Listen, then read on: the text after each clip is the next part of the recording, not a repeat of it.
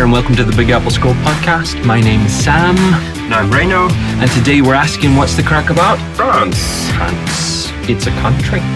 It's I in believe Europe. So. I believe that's true. It's kind of big, but not as big as Russia. What do you associate with France, may I ask? When I say France, you think croissants. Boom, it pops into your head. Croissants. Croissant. Art. Croissant. Croissants. Croissant. So in English, croissants. Oui. Art. Art. Oui.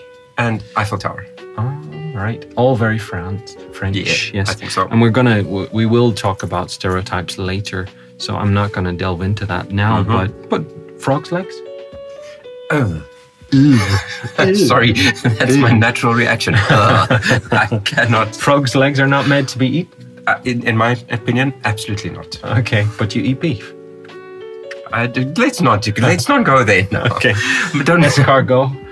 No, also not. Or if you translate that, snails. Snails. They're meant to clean the garden. Why would I want to eat them? Do they clean the garden? They leave those trails of gunk. Yeah, the slime behind them. Yeah. I believe they're good at catching or eating some pests in the garden. Yeah, but then they are also pests because they eat some. Yeah, they eat your cabbages. They and eat stuff. Leave holes in your cabbages. They leave like leaves, big leaves. So maybe we should let them eat the pests, and then we'll eat them. Maybe you can eat them. I still will not go there. Okay. Reyno. Uh-huh. Are you sitting comfortably? I'm very comfortable. Good. And you've your shoes off and you're chilled out. Yeah, I mean, banyo. It's excellent. And you're here with your best mate, Sam, right? Absolutely. Right? My right? best Russian mate. My best mate in Russia. Best mate in Russia? Yes. I'll take that. That's excellent. Okay. Have you ever been to France? I actually went last year. Yes, 2018 was my first experience. So Never before. Never before. Been to Europe, actually. That was my first Europe. First time in Europe, my goodness. Of course, born in Europe. I mean, someone referred to me, I went to South America, and someone started referring to me as a European. I'm like, what? Well, you are. I'm from the UK. But you are European. And you know what? I started to think, hang on, I am European. But you know what? When I speak for myself and for my family, we don't really think of ourselves as Europeans. That's mainland Europe, you know. Well, if you think about South African people and how we came about, actually we are European. Genetically, by heritage, we are European, but I would never classify myself as European because I was born in South Africa. And I have been to France, and I think the last time was maybe in the 90s. I think 1997, maybe 1998 it's a long as time well. It's a while ago. But it was a while ago, so you'll forgive me. That's okay if you don't have particular details. I haven't particular details about it, but I will speak about it for sure. When did you go? Well, I answered that. You answered that. Which cities did you visit? So my trip was quite Paris-centered.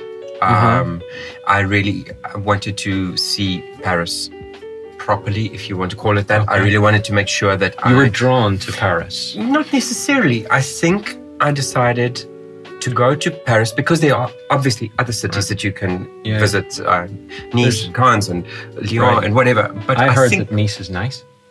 I believe it's nice in Nice. I don't know if Nice is the nicest, but I believe it's nice in Nice, yes. Tongue twisters. So I tried to experience as much as I possibly could of Paris because I didn't know if in future I would return there.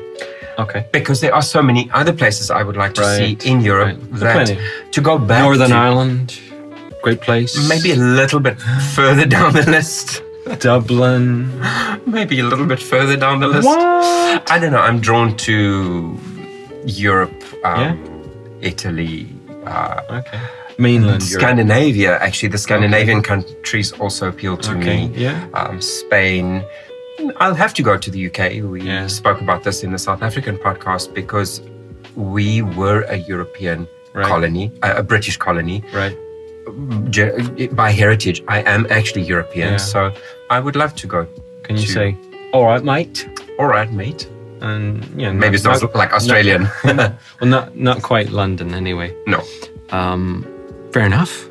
And as for me, I was in Paris as a kind of 12-year-old boy. And I've given away my age because I said the year earlier, but that's okay. I'm not ashamed. I can hear people going back in the podcast calculating. Go back. And I also went to the heart of France and to the south of France. All with my parents, organized by my parents, and don't ask me the places. We didn't really go to cities per se, apart from France, of course. Paris. We went and we camped. Oh, interesting. We camped. Yeah, interesting experience. Different way to see the country. My parents love to camp. Not so much now, but they have a caravan now, and they like to go to the caravan. More sophisticated now, my parents, but they enjoyed camping in their more youthful days with three young buffers, as I would call them, young boys. My little brother was about 5, I guess, at the time, or maybe older than that. 7. Okay. And I was 15 in 1997. In fact, wasn't I? 14. Pardon me. Okay. So I was about 14, and I think I was there when I was 12, actually, maybe 95, and we camped, and I guess partly because it was cheaper, but also it's a good experience, and it's I won't say necessarily cultural experience, but it's got its own appeal as well, and then you get to experience the weather, not just view the weather. Absolutely. And good weather. And bad weather.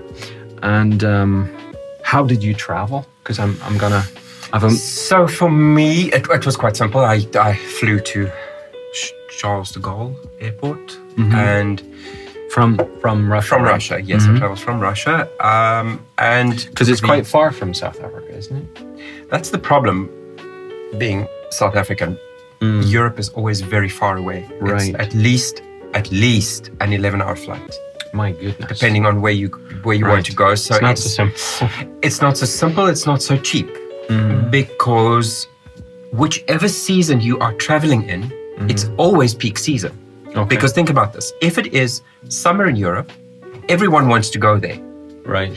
It's winter in South Africa, so everyone wants to leave. Okay. So you are flying into peak season in Europe. Right. When it is winter in Europe, it's summer in South Africa.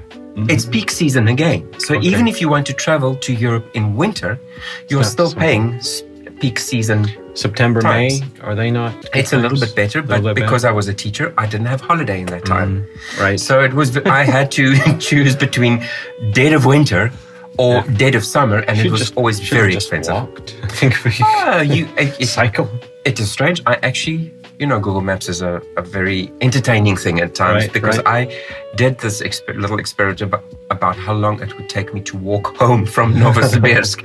And it said something like 112 days. Now, bear in mind that is walking 24 hours a day. Right. So maybe not an experiment I would attempt in real life. So I flew, and then public transport in Paris was public transport or walking. I think good public transport.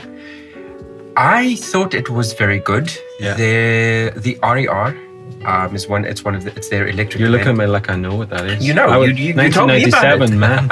RER. RER. Don't ask me what the acronym. I'm joking. Is exceptionally quiet. It's this double-decker train. Okay. Wow. You sit on luxuries. Not luxury. It's not like a big extendable manicures. And but it's a like very comfortable seat. Right. Wi-Fi. Quiet. So you can actually travel from wherever on the route in silence. You can sit and work on your laptop. You can read. You can listen to music. Yeah. It's very comfortable to travel. Air conditioned. Yeah. The metro is unbelievably quiet as well. What do they call metro? Metro. Metro. No. Metro. I cannot remember. But I know the signs are the same as here. It's the same red M. Right. I probably seen it, but it was a while ago. You just need to find one of the ones on Novosibirsk Metro. You'll see. You'll see the red M. Right, it's the same. It's the same red M. Yep. I went. So you're talking about like 11 hours. Now, to be honest, it probably took us more than 11 hours. We went by ferry and by car. From Ireland?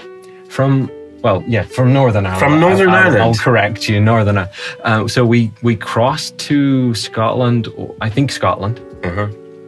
Drove the whole way down. Maybe it was England, I'm not sure. But we drove from the north at least. From the north to the south. Of the mainland UK, as we call it. And we drove the whole way down to the south. But that's not very, very far. In Russian terms, no. Yes, it's short distance. But for a young fella trapped in a car, it's about 1,000 kilometers, or is it more? Okay, well, but for a young fella, it's teenager trapped in a car, it was long. But that's okay. I was keen because, I mean, going to France, this is interesting. I get a unique experience for me because I'd never been to Europe. I think that was my first time. Europe. And so we didn't take the Eurotunnel. We went by boat and then drove again. Well, my dad drove again. And of course, changed above the ocean, not below the ocean or under the ocean. I can't say if it was on the go at that time, but we didn't. My parents didn't choose it anyway. Okay. So we drove through and down to Paris and so on, and a bit confusing. I can remember my parents being completely lost and struggling to get directions.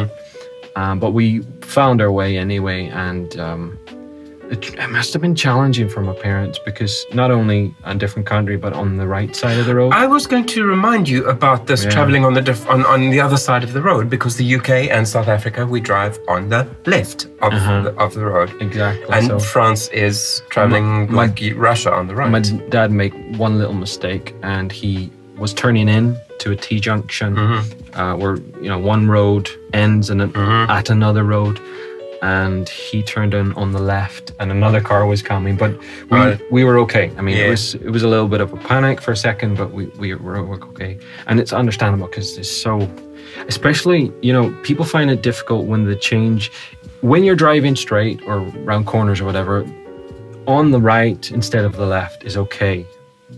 But when you come to a roundabout or a junction and you have to turn it's the turning. It can be very confusing. I agree. It's the one thing I find, because I drive here in Russia. I have my international driver's license. And there are times, and strangely enough, when I have to turn right. Okay. It catches me often where I think, I'm on the wrong side of the road. And actually, because I am used to taking a slow, long turn when I go right, and now you have to turn sharp and against the pavement. So it is when you are turning. You don't drive yet. I haven't been brave enough to try. It's fun. It's fun to drive in Russia. I don't need to. It's fantastic. So, what did you enjoy most about France? The croissants. You can get them other places, right? I know, but I suppose it's the whole romanticism of my first trip to Europe. The fact that I do love pastries and sweets in any way. It has nothing to do with France. This is just me. I love pastries and sweets. And there was one particular little pastry shop which I discovered on my first day, just randomly walking. Patisserie. Patisserie. And it was this almost rude old lady. Almost rude. Almost rude. Not quite, almost. And it was the best croissant I've ever had in my life, because it was the first one there. And so it was... and what was it, plain croissant? Yes, plain. Plain with butter. Right. I still believe it's the way to eat them. Warm? Cold? Not cold, fresh? Not warm. Fresh. Fresh, yes. Right. And every morning for breakfast, I had not cold croissant. And not warm. What's the room temperature? Okay, right. A little bit warmer than room temperature, okay, I would fair say. Enough. So I would call that warm. Lukewarm. Okay, lukewarm. Fair enough. And every morning for breakfast, I had a croissant. You were sold? Every morning. Not at this particular... I couldn't find her again until the last day, because it was my first day there. She was so almost rude that you couldn't find her. So that, and the most surprising thing for me about France was I felt like I went home. In what way? like it's where I came from. Yeah. It was the strangest experience. Yes, it was the strangest experience. I have never in South Africa had the same feeling of this is where my roots are. Okay. Maybe you don't know you're from France. Maybe. I don't know. Maybe in a past life, or I don't know. Maybe in my family line somewhere. Napoleon? I hope not. No, please, I hope not. But it was a very strange experience. I felt at ease. I felt comfortable. I felt like I didn't know where to go. Oh my goodness, the streets in Paris are confusing because, different discussion. Right.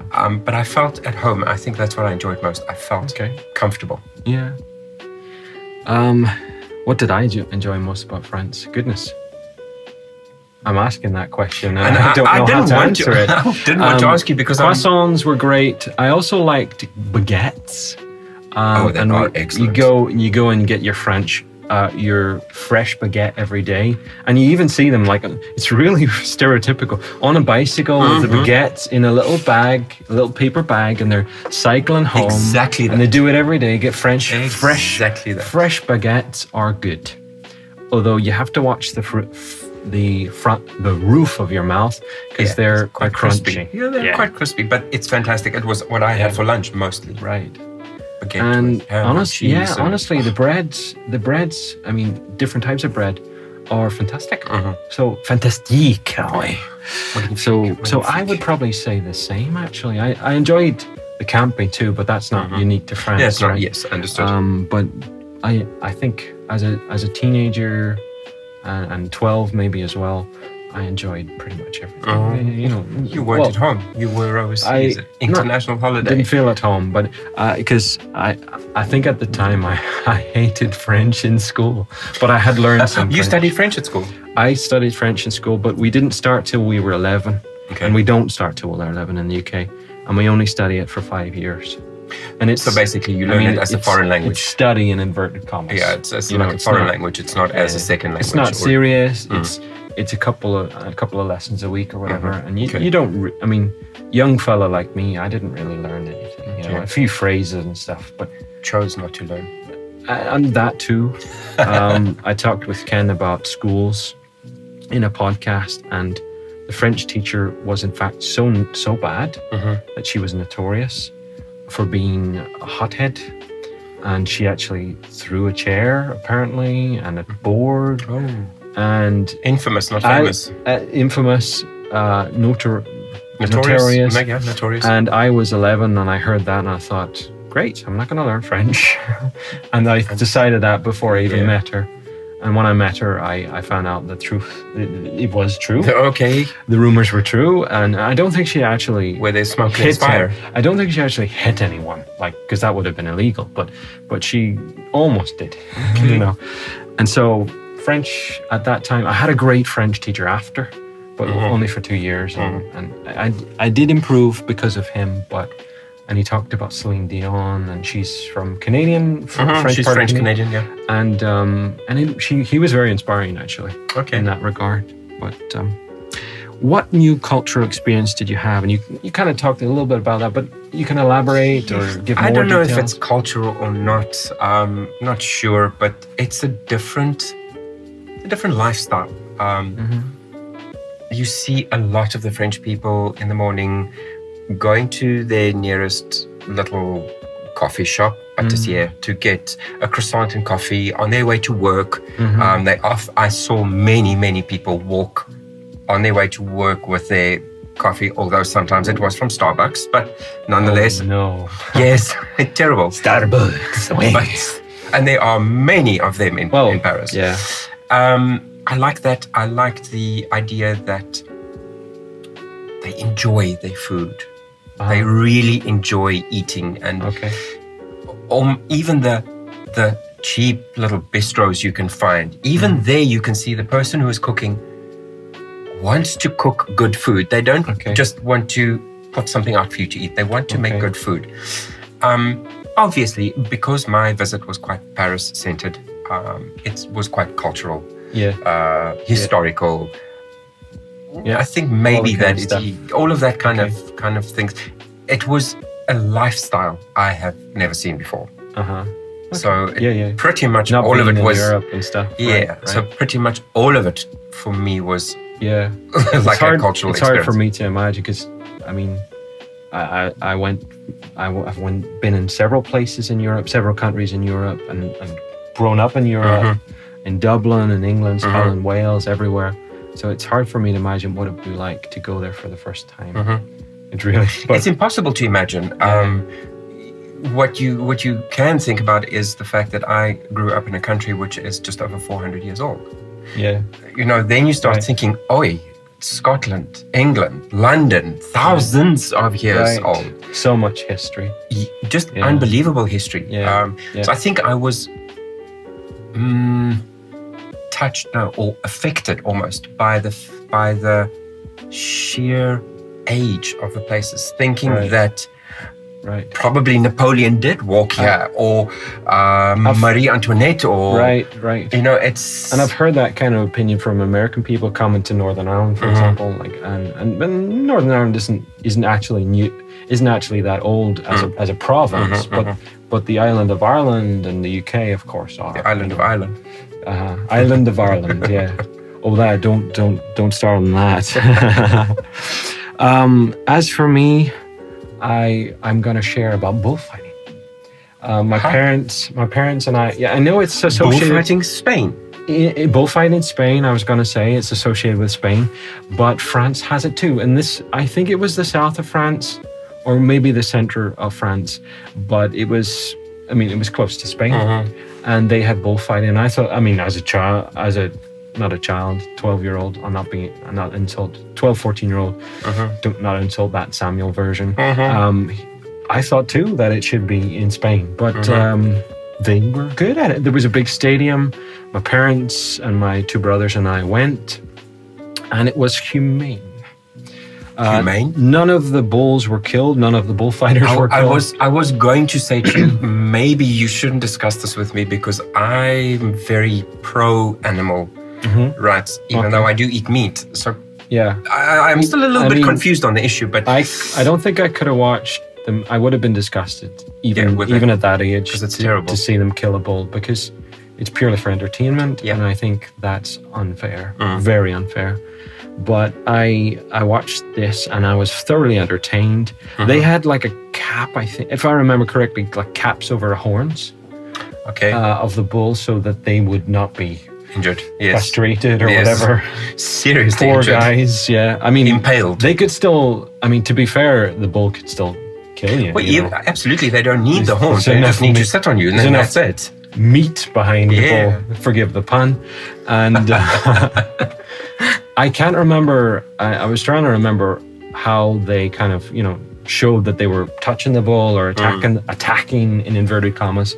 Maybe I don't remember. A paint mark or something. I don't remember, maybe Velcro or something, but I don't remember what they did. But they were dancing around the bull, and it was very entertaining, and big crowd there in the stadium, and it was a unique cultural experience. You don't get that in the UK. No. And that was great. It was great. Excellent. And the croissants. Food, wine, desserts, pastries, and croissants. Yummy or not? I think I know your answer. 7th heaven. I tell you. I said earlier, I enjoy good food. I enjoy spending time when you eat, not just sitting down. It's lunch. I must quickly eat something because I need to go back to work. I enjoy the whole process. I enjoy cooking. I enjoy baking. So for me to go to a place where food is appreciated and good. And cheese? What about cheese? I love cheese. I love bread. I love wine. Right.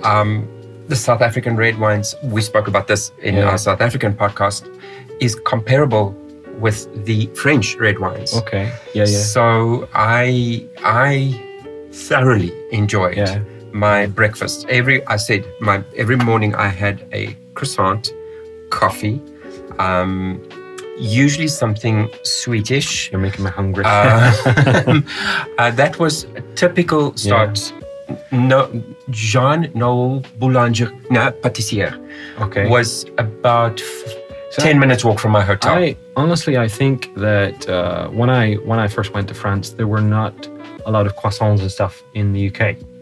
And now you can find them You everywhere. can find them everywhere. But they're not, they're not necessarily fresh and Yeah. as tasty as what you would get in France. But you can find them everywhere. And there's a thing called chocolate au pain. Chocolate. I just read it chocolate with pains. Pain au chocolat. Pain au chocolat. And the word in English, if you translate it, if you Pain. read it, it's pain. Pain of chocolate. Pain of chocolate. Pain with chocolate.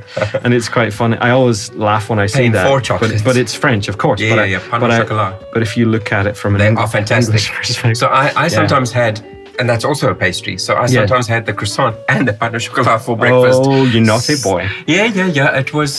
It really, I really enjoyed it. Yeah. Macaron. Oh, I think it's macaron.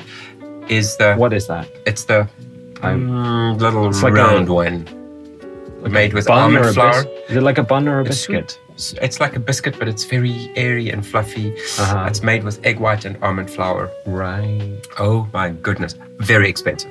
Right. I think I only had 3 or 4 because At once? Yeah, I wish at once, because it's for something smaller than the palm of your hand. Yeah.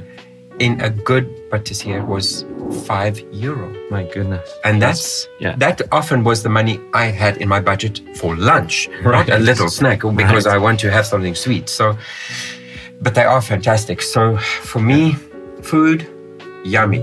Wine, yummy. Desserts, yummy. Pastries, yummy. Yeah. And croissants. It was a 10 out of 10. Absolutely yummy. What of the famous Paris landmarks did you dislike?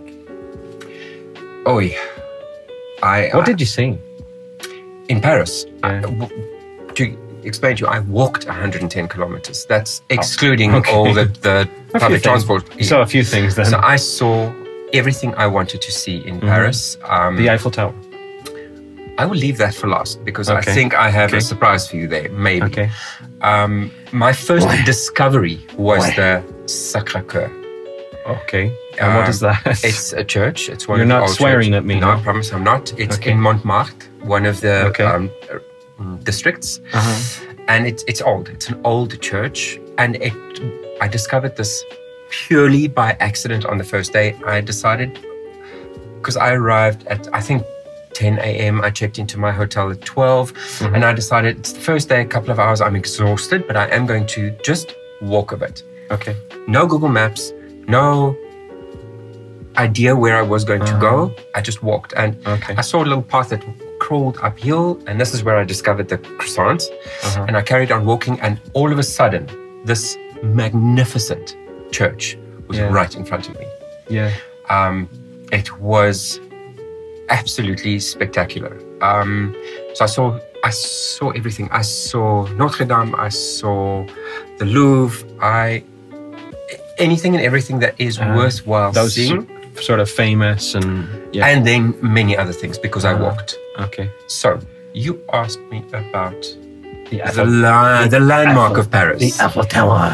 I think it is the ugliest thing I have ever seen in my entire life. Uh-huh. Because on that first day at Sacré-Cœur, Yeah. you have it's uphill, it's on a hill. You look Right. over Paris, Yeah.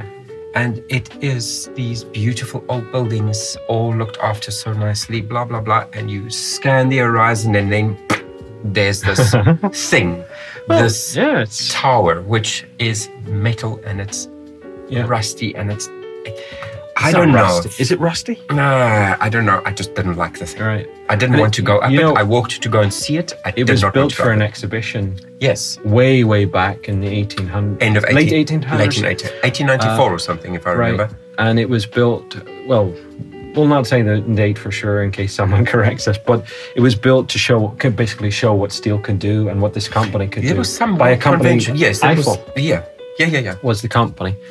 And I mean, from the point of view of being built for that, it's impressive. Absolutely. And from a structural point of view, as my education in bridges and structure and civil engineering, it's very impressive. But I can understand why you would say it's ugly. To be It honest. just doesn't match. For me, it's out of place. I was very impressed with it.